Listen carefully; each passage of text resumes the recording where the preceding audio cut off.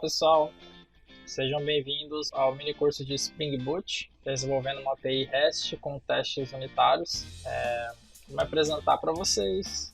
Meu nome é Cleiton Gonçalves de Almeida, tenho 28 anos, minha formação acadêmica é bacharelado em Sistemas de Informação pela UFMS em 2016, no campus de Coxim. Eu tenho especialização em tecnologias para aplicações web pelo Unopar, concluí ano passado, no ano de 2019. Tenho essa experiência, né, onde eu já trabalhei e onde eu trabalho. Né? Atualmente eu trabalho na AZ Tecnologia em Gestão, né, sou líder técnico, entrei na AZ em 2015 como estagiário, estou aqui desde então. Também atuei como professor substituto na UFMS, enquanto nesse período de 2017 até 2019, aqui no campus de Coxim. E o que nós iremos estudar? Né? Nós veremos alguns assuntos, né, alguns frameworks, algumas tecnologias que são pré-requisitos para a gente começar a desenvolver a nossa aplicação REST com o Spring Boot. Por que eu digo isso?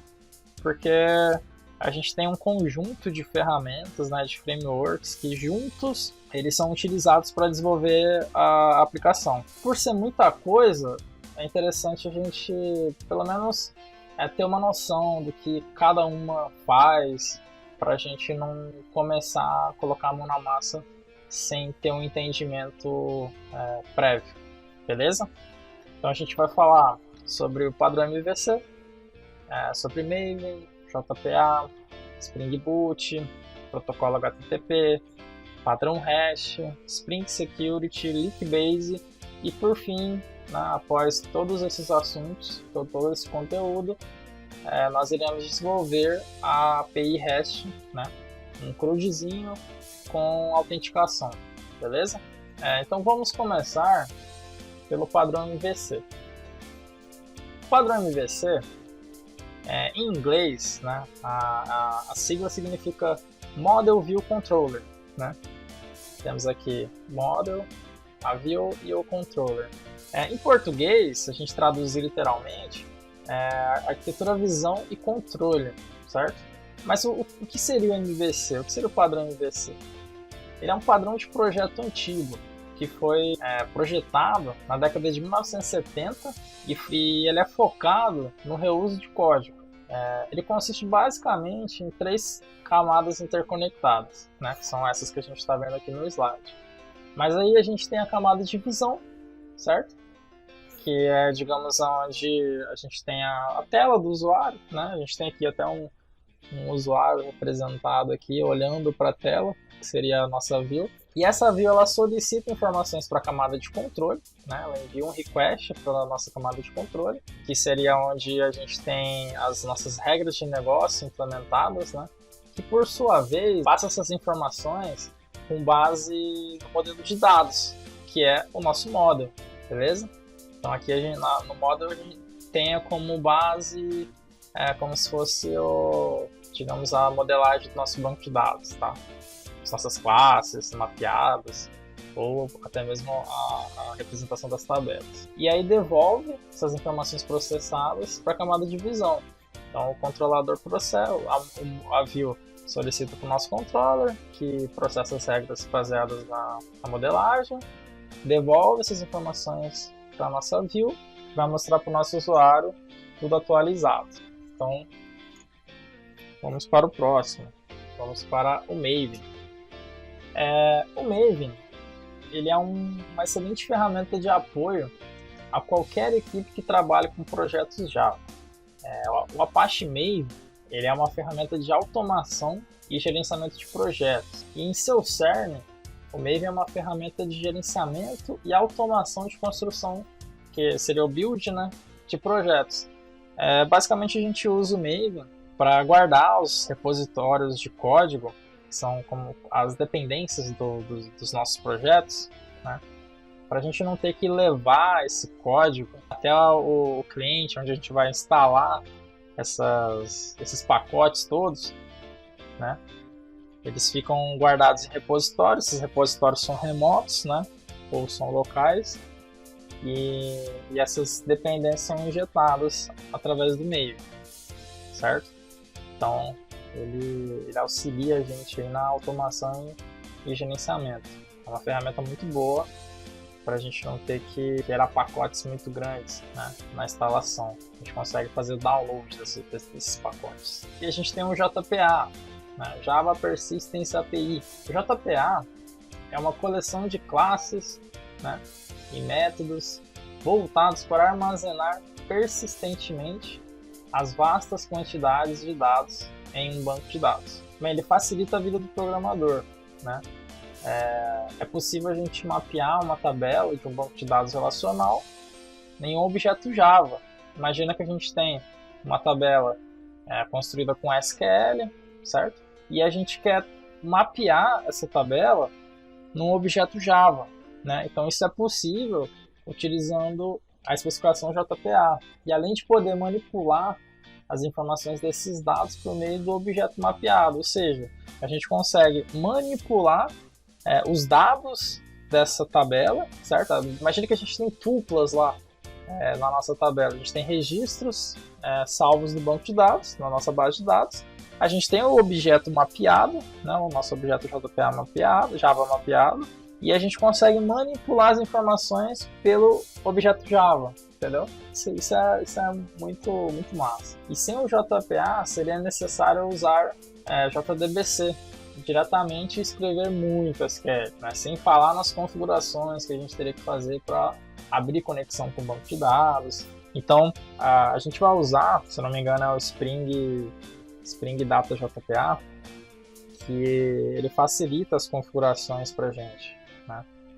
O JPA ele é uma especificação, então existem algumas ferramentas que usam essa especificação para fazer as conexões com o banco de dados. Então, o que facilita para gente, o que vai facilitar para a gente, a conexão com o banco de dados você faz, né? São configurações simples, e isso vai evitar com que a gente perca muito tempo configurando, né, conexões, né? Sendo que a gente já vai ter algumas conexões meio que prontos, né? Você só vai ter que apontar qual que é a base de dados, a senha, né? Configurações simples, beleza? A gente tem o Spring Boot, que é o framework que a gente vai usar para desenvolver a nossa aplicação. E o Spring Boot ele nada mais é do que uma ferramenta para desenvolver aplicações que utilizam o framework Spring, sem que seja necessário praticamente nenhuma configuração.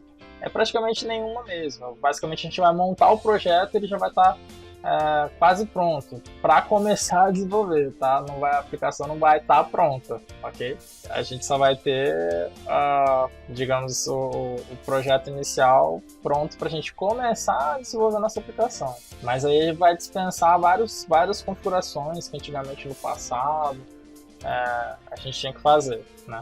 E o Spring Boot ele é capaz de identificar quais as principais características da aplicação que está sendo desenvolvida e fazer automaticamente as configurações necessárias. O Spring Boot ele é muito bom nisso.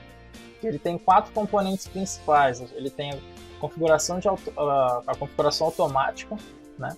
O que quer dizer isso? Quer dizer que o Spring Boot ele identifica automaticamente as configurações necessárias pelo tipo de aplicação. Por exemplo, se é uma aplicação web, né, com JPA, ou se é uma API REST. Então, no Spring a gente consegue desenvolver uma aplicação web completa, né, com front-end, com back-end, no mesmo projeto. Né, o front-end a gente usaria TimeLeaf, por exemplo. Ou também a gente pode usar o Spring para a gente criar uma API REST, né? Só lá do servidor, por exemplo, sem o front-end. O front-end pode ser em outra tecnologia. Pode ser, sei lá, em outro projeto separado com Vue.js, né? E outro HTML, CSS, teste unitário, né? E outras ferramentas utilizando linguagem JavaScript, por exemplo, fora do projeto Spring Boot, beleza? E a gente tem dependências automáticas, né? O segundo componente principal do Spring Boot é a dependência automática. Quer dizer isso, o Spring Boot ele adiciona, pelo tipo de projeto, um conjunto de bibliotecas que já foram testadas juntas, diminuindo problemas de compatibilidade. Então, quando a gente importa alguma dependência no Spring, Se essa dependência, por exemplo, se ela for do grupo do Spring Framework, a gente não precisa nem colocar a versão, ele puxa a versão mais atualizada. E não só a mais atualizada, ele puxa a versão que está estabilizada, né? Ele não vai puxar a versão snapshot, por exemplo. O que seria a versão snapshot? Seria a versão que ainda está em desenvolvimento, né? Ele não faria isso. E também a gente pode especificar para ele qual a versão dessa dependência que a gente quer importar. E a gente tem o terceiro componente principal, que é a interface de linha de comando. Então ele disponibiliza uma interface de linha de comando, onde eu, né, ou você, o programador no caso, de maneira fácil, ele consegue criar, executar e modificar a aplicação, ok? E o quarto componente principal seria o Actuator. O Actuator é muito fera. Ele é uma ferramenta que permite ao programador verificar o que está acontecendo internamente numa aplicação com Spring Boot. Cara, isso é muito bom, porque a gente consegue monitorar, por exemplo, a gente consegue monitorar o log da aplicação, que é fenomenal. Se a gente tem, por exemplo, a gente não precisa ficar pedindo log por exemplo, uma equipe de infraestrutura, para a gente ter que esperar um tempo até esse log chegar na gente. Pela própria aplicação, pelo próprio URL da aplicação, a gente tem acesso pelo Actuator, e no próprio browser a gente consegue visualizar o log da aplicação. Sem falar que a gente também consegue ver quanto de memória que está sendo usado no servidor, né?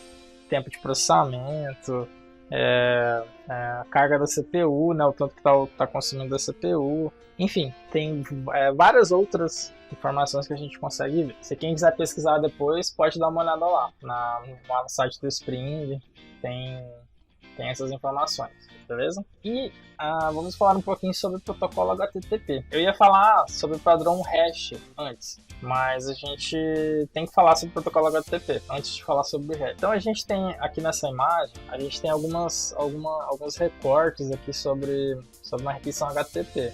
Então a gente tem aqui um método, um caminho, uma versão de protocolo e os cabeçalhos. Então o método, né, esse method, ele é o método do HTTP. O método do HTTP, a gente tem aqui alguns exemplos, né? A gente chama de verbos, que são métodos que são usados, né, para a gente fazer as requisições. Então cada método ele tem um significado, né? Aqui na imagem a gente tem alguns significados. Por exemplo, a gente tem o options, busca os métodos HTTP válidos e outras opções. A gente tem um método get, que busca um resource. O resource seria busca um caminho dentro da aplicação, e nesse caminho a gente tem informações que a gente quer resgatar, né? Por exemplo, eu quero buscar um determinado usuário pelo ID dele. Eu passo na URL, né, ou na URLzinha com o ID do usuário. Aí dentro da aplicação ele vai achar essa URL, vai achar esse resource e vai devolver para a gente. A gente tem um head, que busca apenas o header de um resource. A gente tem put, que atualiza um resource. O put, a gente usa para fazer a atualização de um determinado objeto, por exemplo, de um determinado dado.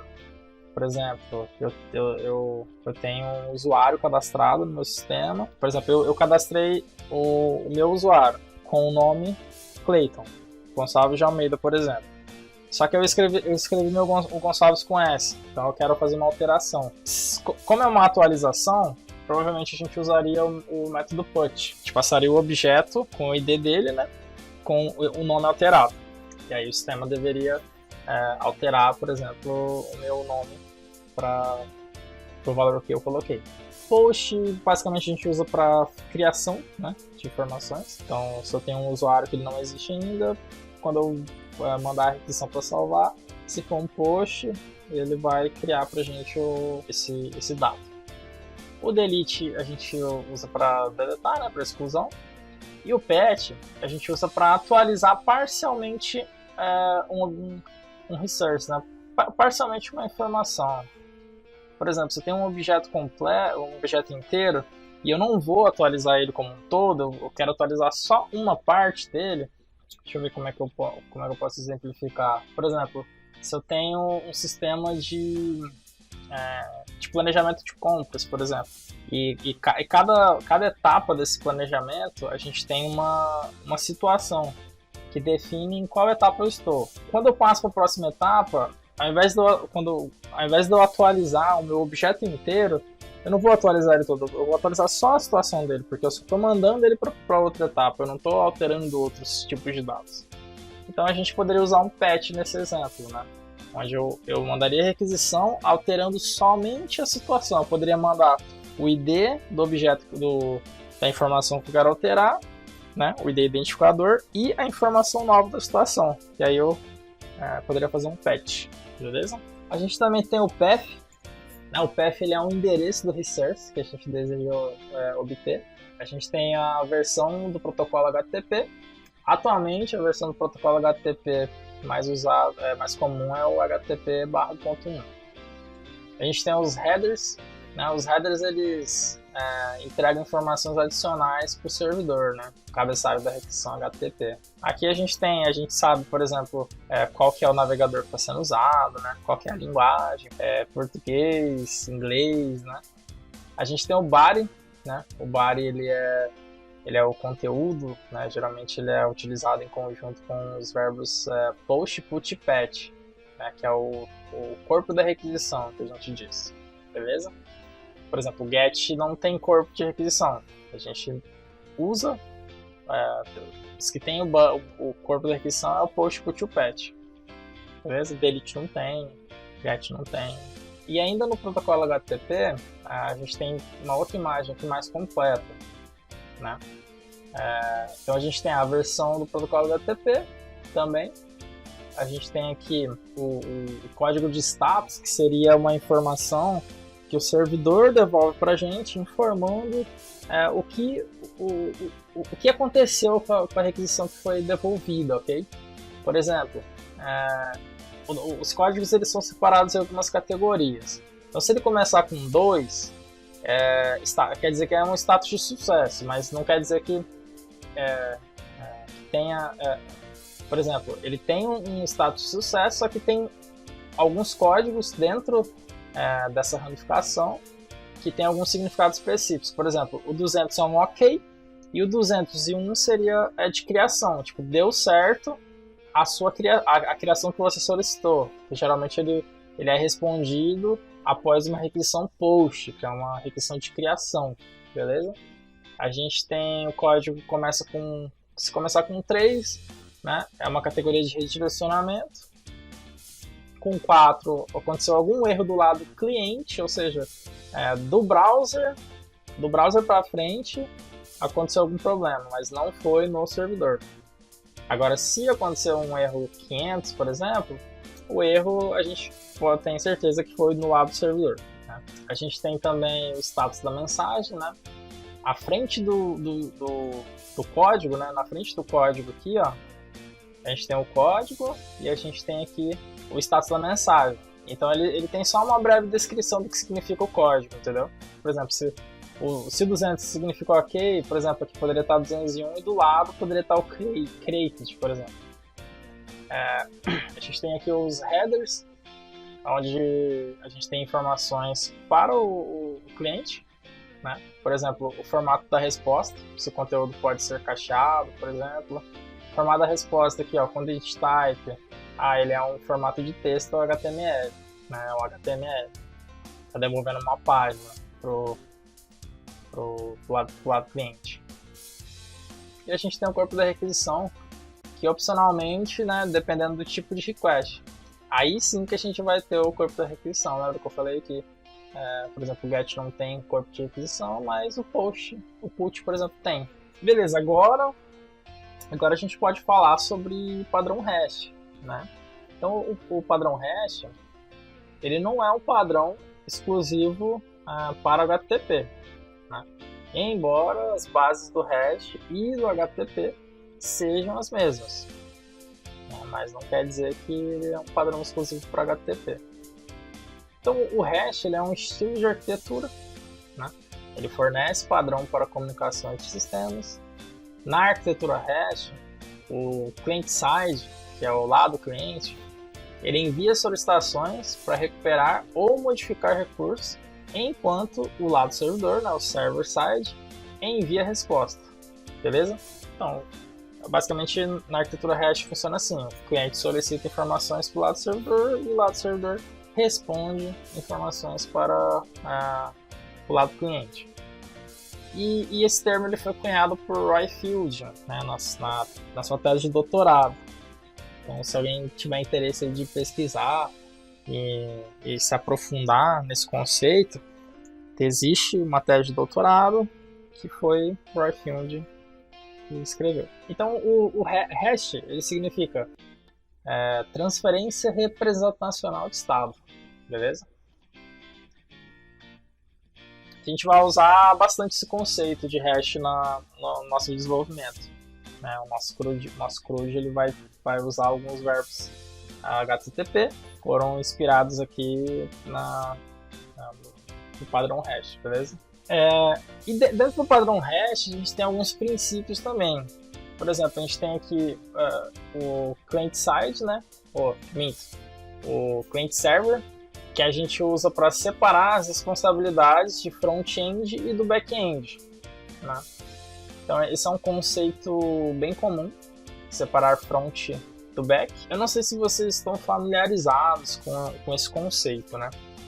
Mas eu suponho que vocês já estejam, mas para quem ainda não está meio familiarizado com esse conceito, eu vou só dar uma explanaçãozinha rápida, né? Quando a gente fala front-end, quer dizer que a gente está falando imagina que é a tela do sistema, né? Onde processa as informações ali no browser. Então, seria nosso código JavaScript, né? O HTML, o CSS, né? Um projetinho lá do cliente, beleza? Quando a gente fala de back-end, a gente fala de códigos rodando do lado do servidor, né? Fora do browser, né? em outro local, digamos assim. Né? Seria, por exemplo, um código Java, né? Ou pode ser até um C Sharp, né? Um framework, por exemplo, no nosso caso a gente vai usar um Spring Boot, então a gente tem essas distinções, né? Entre front-end e back-end. E separar o front do back, fazendo isso a gente tem ganhos significativos em testes. Escalabilidade com reflexos até na organização dos times dentro da empresa, que a gente consegue até separar melhor dentro do projeto os membros da equipe, né? A gente consegue redirecionar o membro da equipe que manja um pouco mais de front-end, vai trabalhar lá com JavaScript, né? Trabalhar com problemas técnicos ao vivo, só que não. Ao vivo, só que não. Tá. Então, a gente está falando sobre front-end e back-end e falando sobre as responsabilidades, né? Que é fácil da gente organizar também as habilidades dos integrantes da equipe, né? Se a gente tem na equipe pessoas que entendem mais de front-end com projetos separados, né? Bem organizados, a gente consegue dividir essas responsabilidades, né? E passar tarefas mais complexas de front-end para quem manja mais um pouco, tarefas mais complexas de back-end para quem manja mais de back-end. E aí com o tempo a gente também pode ir nivelando, né? Para quem sabe muito de front, passar um pouco desse conhecimento para quem não sabe, e assim, né? Vice-versa. A gente tem outro princípio aqui também, que é o stateless. Então, o servidor ele não mantém estado, o padrão REST não mantém estado, certo? Então, cada solicitação que o cliente mandar para o nosso servidor, ele deve conter informações necessárias para que o servidor ele entenda a solicitação, né? E o estado da sessão ele é mantido inteiramente no cliente. Mesmo que não dê certo do lado do servidor, vai voltar uma resposta falando que não deu certo. Ele não vai manter essa conexão aberta, né? Tipo, eu não vou mandar a informação pro servidor e eu vou ficar lá esperando eternamente até ele ter a boa vontade de me responder. Né? Se a mensagem não chegou até o servidor, sei lá, vai estourar um timeout, né? Um tempo estourado ali, você ficou um tempo aqui tentando processar a informação, mas não teve resposta, beleza? Aí volta para minha informação, tá, do lado do cliente e pronto. E aí a gente tem também o cacheable, né? Que é a resposta de uma solicitação, ela deve implicitamente ou explicitamente informar se o estado pode ser mantido em cache ou não, beleza? E a gente tem também outro princípio que é o Uniform Interface, né? Esse princípio é definido por 4 restrições. A gente tem a identificação a gente tem como identificar os recursos por meio da URI, né? Que basicamente é como se fosse o endereço, né, de cada regra de negócio que a gente tem dentro da aplicação. Depois vocês, para quem ainda não estudou sobre a API Hash, ou já estudou, para quem já estudou já vai se familiarizar, já vai entender, mas para quem não estudou ainda, a gente encara isso aqui como se fosse um endereço, né, das regras de negócio, como se fosse o endereço de uma casa, por exemplo, né? Você tem lá o nome da rua e o número da casa, por exemplo, né? Aqui a gente também teria algo parecido, né? São um conjunto de informações que são montadas e esse conjunto de informações ele remete a um local dentro da aplicação. E aí nesse local, por exemplo, pode ser um método, e aí esse método processa as informações e devolve para a gente. A gente também, no Uniform Interface, a gente manipula recursos através de representações, né, que são os verbos HTTP, get, post, put. Também tem mensagens autodescritivas, né? Cada requisição ela deve conter informações suficientes para o lado servidor processar, né, essas informações. Então, tem que ficar muito claro dentro da requisição que a gente manda para o nosso servidor o que ele tem que fazer. Beleza? Esse é um dos princípios dentro da Uniform Interface. E a gente tem a hipermídia, né, como o estado do mecanismo do aplicativo, né, que é o Hypermedia as the Engine of Application State. Né? Então a gente tem aqui, isso aqui é a tradução literal, beleza? Em português. Hypermedia como estado do mecanismo aplicativo. Então, essa restrição, ela diz que a resposta, né, o response, ele deve conter links de conteúdos relacionados ao nosso resource, ao nosso endereço. Então, por exemplo, pelo link www.http://www.projeto.com.br/users/1, nós estaremos acessando, por exemplo, o usuário 1, né? Então esse conceito ele prevê que por meio do link a gente consiga acessar as informações que a gente precisa dentro do lado servidor, beleza? E a gente chegou no Spring Security, né? Por que a gente vai falar sobre Spring Security, né? Porque a gente vai fazer na aplicaçãozinha Hash, a gente vai criar uma autenticação lá para conseguir logar com o usuário e senha, para a gente proteger as rotas que nós vamos criar, para a gente ter uma segurança dentro da nossa aplicação. Então, por padrão, o Spring Security, né, ele já protege as nossas aplicações de diversos ataques como o Session Fixation e o Cross-Site Request Forgetting, né? Mesmo sem você saber o que significam esses ataques, né, esses nomes aqui, você pode ficar ciente que pelo menos desses aqui a gente está seguro com o Spring Security. Para quem quiser saber mais, pode dar uma googada aí, pode dar uma pesquisada para vocês verem o que esses ataques significam e o que esses ataques podem causar dentro da aplicação, né? Então o Spring Security ele já possui um formulário HTTP. Eu deixei justamente aqui para se alguém tiver curiosidade, né, consiga pesquisar aí, beleza? O Spring Security ele já possui um formulário HTML por padrão e também é possível, né, desabilitar esse formulário para se no caso você for implementar só uma API Hash, né, que é o que a gente vai fazer. Então, por padrão aí já tem um formuláriozinho, depois a gente vai ver, bonitinho lá, com input, né, de login e senha, um botãozinho de logar, bem bacaninha.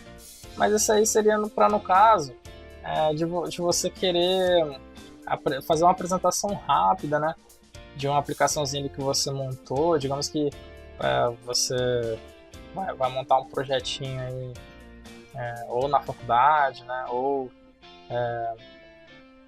você vai apresentar para sua equipe, ou até mesmo você vai apresentar para um cliente seu, né, e você quer montar uma crudezinha ali completa, só que você quer que a aplicação esteja completinha, né, até com autenticação e com login.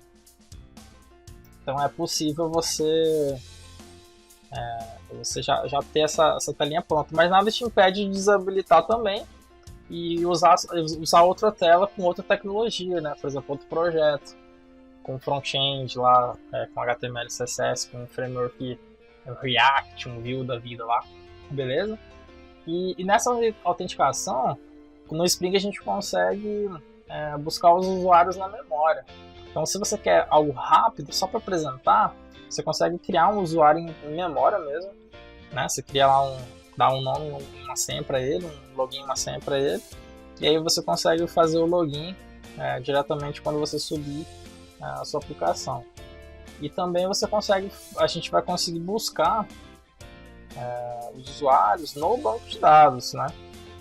Que aí já requer mais um pouquinho mais de trabalho, né? Um pouquinho mais de talento que você vai ter que dar na sua aplicação. Você tem que montar as tabelas que possuem os papéis, né? As atualizações, o usuário, né? A senha dele, criptografar a senha do usuário para não correr o risco de essa senha ficar visível para todo mundo, né? E aí a gente consegue depois autenticar buscando essas informações no banco de dados. E também é possível proteger as camadas, né, dos métodos, no caso, onde tem as informações onde são processadas as regras de negócio, né? Então a gente consegue fazer essa proteção para que o usuário que não tenha o acesso consiga visualizar essas informações, né? Então a gente consegue bloquear. A gente não quer que, por exemplo, um usuário que não é administrador tenha acesso a informações de outros usuários, né? Ele não é administrador, não tem por que ele ficar vendo. Então a gente consegue fazer esse controle, impedir com que usuários que não tenham os papéis daquela, né, camadinha ali de negócio consigam acessá-la. Beleza? E a gente tem o Lickbase. Por que a gente vai usar o Lickbase, né? Por que a gente não cria todos os scripts do nosso banco de dados e separa eles em pastas, né? Joga lá no Git para versionar no Git. Cara, porque isso não dá certo, né? Não dá certo. Com o tempo, o código vai crescer demais. Você não vai ter mais você vai ter várias versões no Git e aí você vai ter que controlar basicamente por controle humano mesmo. Tipo, você vai acabar perdendo o controle do que você está fazendo naquele momento, e também pode gerar alguns tipos de problemas, né? Por exemplo, digamos que você participou de um projeto grande, né, de evolução de um sistema, e aí nessa evolução é imprescindível que um determinado script seja executado. E aí esse script ele não está junto com a aplicação. Ele é mandado o pacote da versão, e aí o script SQL vai, né, junto, mas tipo, em outro arquivo. E aí a pessoa esquece de executar o script SQL. Aí a gente tem um problema tremendo, né? Porque a gente vai ter que dar manutenção no banco de dados em produção do nosso cliente, né? Então isso não é legal nem para o nosso cliente que vai receber, né, a atualização do sistema, e nem para o desenvolvedor que vai ter que despender tempo precioso, né, para corrigir um problema que poderia ter sido evitado. E é por isso que a gente usa o Lickbase. Então, o Lickbase, né, possui um versionamento do script do banco, né? Então, com ele a gente consegue versionar o script do banco, mas esse versionamento ele fica numa tabela chamada Database Changelog, né? Depois a gente vai ver certinho como que ela funciona, mas basicamente a gente sabe, né, quando o código foi executado. Com o Lickbase a gente consegue dar rollback em caso de erro. Na verdade a gente não faz... o programador em si ele não vai fazer muita coisa com o Lickbase, né? O Lickbase vai gerenciar tudo para você, beleza? Você vai criar o script, vai subir a aplicação, ele vai rodar. Se tiver dado erro, ele mesmo vai dar o rollback no banco de dados. Né? Ele vai pegar tudo que foi executado e vai voltar. A gente não corre o risco de executar o script e se o script deu erro em uma parte e ele já executou o restante. Não, ele dá o rollback em tudo e volta ao estado anterior. Então ele não executa scripts com erro de sintaxe. Se tiver erro de sintaxe, quando você subir a aplicação, o Lickbase já não vai deixar executar o script, né? Ele vai já estourar o erro e falar que tá aonde que está o erro, né? Ele não executa scripts já versionados. O que quer dizer isso? Quer dizer que eu criei uma tabela, né? O Lickbase ele já rodou esse script, ele já está na nossa tabela Database Changelog, com a data lá de quando ele foi rodado, né? Com a versão que ele foi rodado. E aí se eu tentar executar de novo, ele não roda, beleza? Eu vou subir a aplicação e ele não vai rodar. Então os scripts eles são executados em sequência. A gente tem uma sequência ali certinho, a gente sabe qual script foi rodado primeiro, né? Qual foi rodado por depois, por segundo, por terceiro e assim por diante. Isso é muito bom para projetos grandes, né? A gente tem lá a versão 1, versão 2, versão 2.1, 2.1.2, 3. Então cada versão dessa a gente pode ter um script, só que a gente sabe que ele é executado em sequência e os que já foram executados não executam mais. Ele não é necessário a gente anexar código SQL após a liberação de uma versão da aplicação. Lembra que eu falei no início do exemplo que eu dei lá de mandar um script e esse script acabar não sendo executado e ele executa uma hora que não deveria? Então, a gente evita isso com o Lickbase. Então a gente não precisa ficar anexando o código na liberação do sistema, né? O próprio script do nosso banco ele já fica junto com o pacote de liberação da versão da nossa aplicação, né? Então a gente não precisa com DBA execute, né? Que ninguém execute, basta atualizar a versão do sistema, né? Que o Lickbase vai tratar no momento que a aplicação estiver subindo, o script SQL seja executado, beleza? A gente também tem uma facilidade na utilização do Lickbase que é a rastreabilidade. Então a gente consegue saber quando e o que foi executado, certo? A gente consegue saber qual foi o arquivo SQL que foi executado, né? Quando que ele foi executado, em qual versão ele foi executado, né? Qual que é o conteúdo desse arquivo. Então fica fácil da gente rastrear. O Lickbase também tem suporte a diversas bases de dados. Eu deixei alguns exemplos aqui, né? Alguns que a gente usa na AZ e outros também e um outro, na verdade, que é usado para banco de dados em memória, né? Então a gente tem, por exemplo, o PostgreSQL Server Oracle, que a gente usa. E o H2 ele é um banco que ele roda em memória. Ele é usado para fazer teste, por exemplo, para teste unitário, né? Digamos que você quer fazer um teste depois a gente vai ver isso com calma, mas eu já vou adiantar para vocês. A gente usa basicamente o H2 para fazer teste unitário, teste de integração, né? O que seria o teste de integração? Fazer com que o nosso código, a nossa rota, digamos assim, né? Nosso controller do Spring, ele processa as informações, busque no banco de dados, ou salve, ou exclua, né? A gente consegue usar isso em memória, né? Ele só roda naquele momento que a aplicação, que o teste está rodando, depois ele morre. beleza? Ele é destruído. Então a gente chegou ao fim aí dos pré-requisitos, né? Pra gente começar a desenvolver. A gente viu aí os conceitos aí básicos que a gente vai utilizar no Spring Boot. Foi bem rápido assim. Se vocês se interessarem, vocês podem dar uma pesquisada mais profunda, né, em cada assunto desse, que eu recomendo que vocês façam isso, beleza? Vocês irão evoluir muito se vocês pesquisarem. E aí a gente vai agora começar, no próximo vídeo, a gente vai começar a desenvolver a nossa API REST, beleza? Então a gente vai desenvolver a API REST com CRUD e autenticação. Nessa API a gente vai usar alguns protocolos HTTP, né? O GET, o POST, a gente vai até fazer um filtro, né? Para buscar as informações filtradas, como se fosse uma pesquisa mesmo, né? Vários filtros. A gente vai fazer teste unitário, a gente vai fazer teste unitário dos métodos e também a gente vai fazer teste de integração. A gente vai simular um banco de dados, né, como se tivesse um banco de dados de produção, mas esse banco de dados ele só está rodando em memória e a gente vai simular como se, por exemplo, estivesse instalado no nosso cliente, por exemplo, né? Tivesse instalado o sistema no cliente e estivesse rodando lá. Então a gente consegue já simular aqui antes de fazer, por exemplo, o teste funcional, que seria você entrar num browser e testar o GET, por exemplo, né? Ou abrir um Postman e testar lá os protocolos, lá o PUT e o POST, né?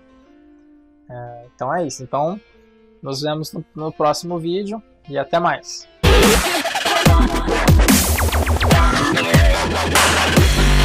Yeah.